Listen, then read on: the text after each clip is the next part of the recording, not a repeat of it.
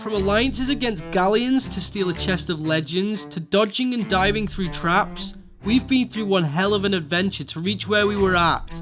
But now all of that came down to this. Today I would sail to the shores of gold and become the richest pirate on the seas, and I was not going to stand around idly, so join me, Captain Daddy, as I finish this epic journey in style.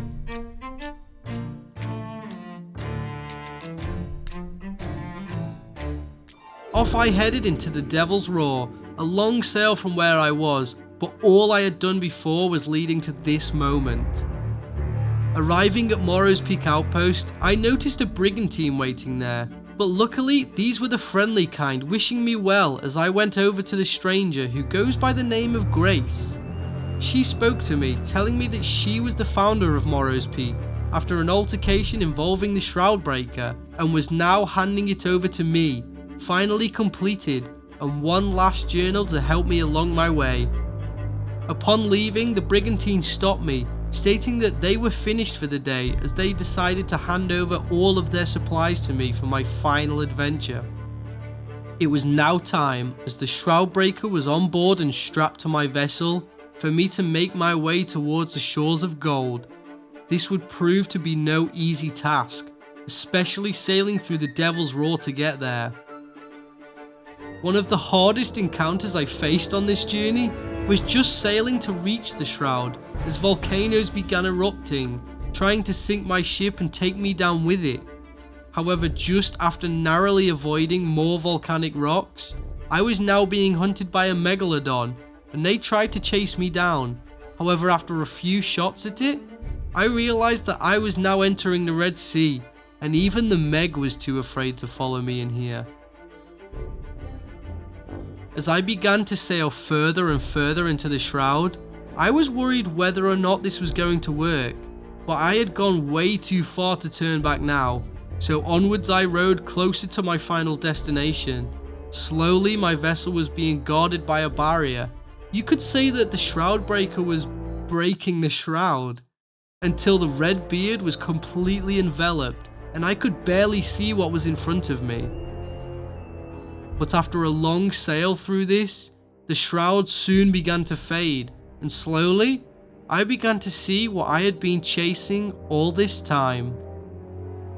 The shores of gold was right in front of me, and as the shroud vanished, I was met with the view of this marvelous island.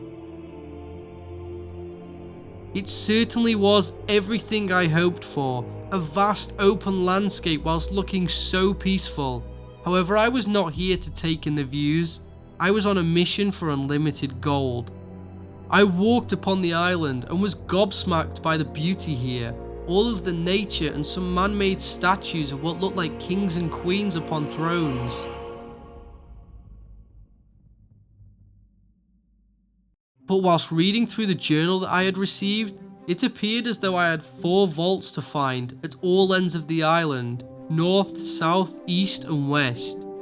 Inside each of these would hold the keys in order to open one final vault to discover the treasure we had searched so long for. As I had parked at the south side of the shore, it made sense for me to start at that end of the island as I entered the Vault of the Shark. This was easy, and as I lit the braziers, it was a simple case of just matching up the symbols in the journal to the pillars in the room, and once completed, the hidden door revealed a shark medallion, the first of 4. Next, I headed up to the northern side of the island, and upon finding the vault, I soon discovered that I had to match up the pillars whilst dodging all of the spikes arising from the ground. Although not too difficult, it was time consuming, but eventually, after inputting the correct code twice, I was rewarded with the Kraken medallion. With 2 down, I now made my way over to the West Vault, which inside showed an image of the key. And as much as I don't want to admit it, it took me a while to realise that I needed to recreate the key with the pillars, and once I had done, the secret door opened, revealing to me the Warrior medallion.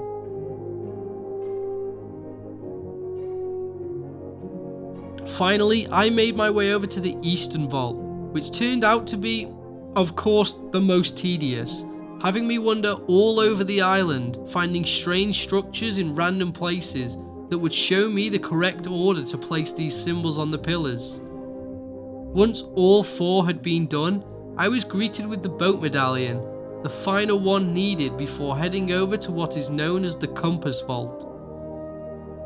Now began the painstaking task of carrying up all of these medallions, one by one, all the way up to the top of the island into a small cave. After finally getting all 4 of them inside, I placed them all into the wall in front of me, revealing a giant gold hoarder's key.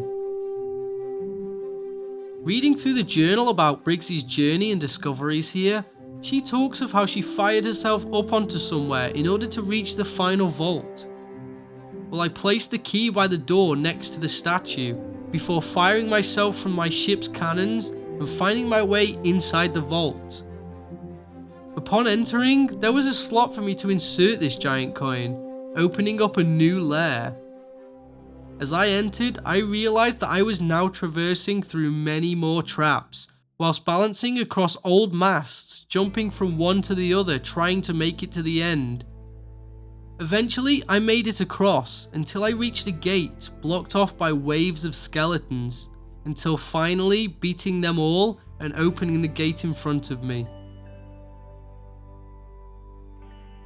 At the end of the tunnel was a large drawbridge, which, once lowered, led me to a room with as much gold as I had hoped for, and I knew that my prize was right in front of me.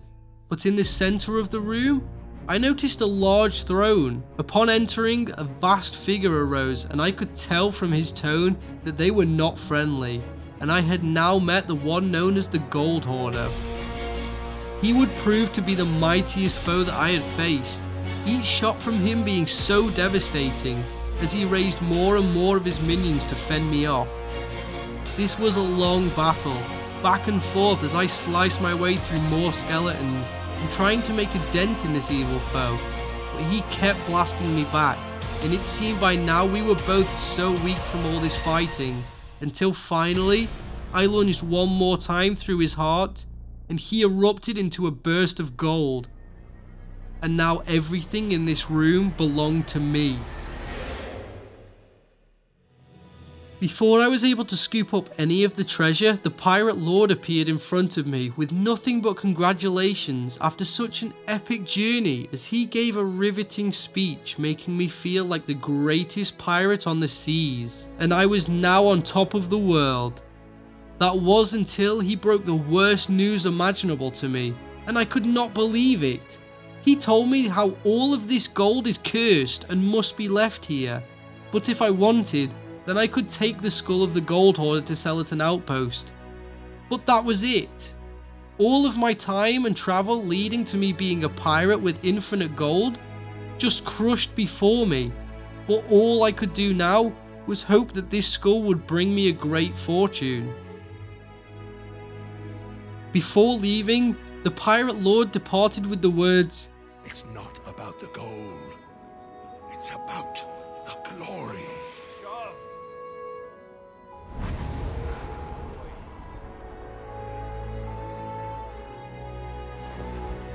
However, the glory of this adventure was to enter the shores of gold and leave with all of the gold that I could find.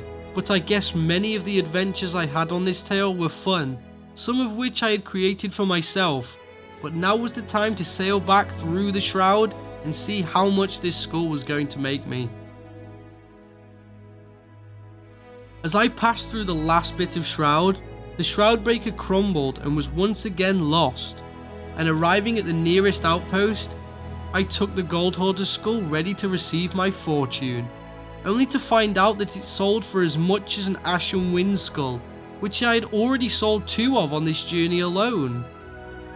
After all of this, my journey was over, and now was the time to put my feet up and rest after such an epic tale. But from start to finish, this adventure took me through so much, stealing from galleons, saving a couple from a fate worse than death, and much more. But from something that was promised at the start of the journey, I expected a great deal of gold to come my way. However, in the end, you really have to focus more on the enjoyment of the story and think of gold as a side product of fun. But overall, I was feeling very impressed with myself, and after all of this, it was now up to me to create my own journey.